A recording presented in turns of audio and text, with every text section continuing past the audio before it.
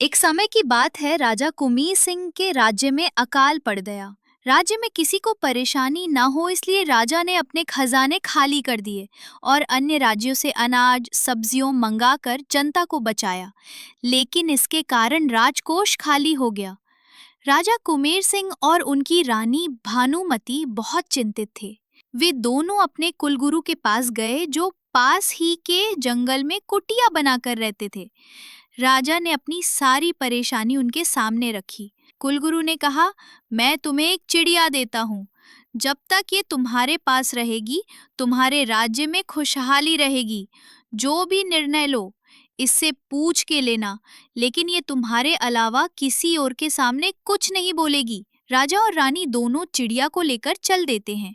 तभी गुरुजी ने कहा, राजन, इस चिड़िया को हमेशा खुश रखना, नहीं तो तुम भी खुश नहीं रह पाओगे।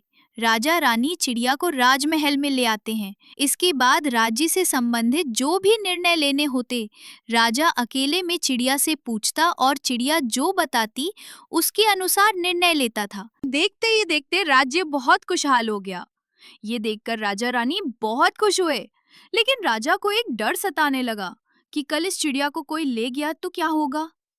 ये सोचकर राजा चिड़िया को कहीं बाहर नहीं जाने देता था, उसे पिंजरे में कैद रखता था। रानी के महल में चिड़िया रहती जहां किसी को जाने नहीं दिया जाता था। महाराज, चिड़िया बहुत उदास है, कल से उसने दाना भी नहीं चुगा है। राजा ने उससे जाकर कारण पूछा, लेकिन चिड़िया कुछ नहीं बोली। अब राजा उससे राज्य के संबंधित कोई भी प्रश्न करता, चिड़िया चुप रहती थी।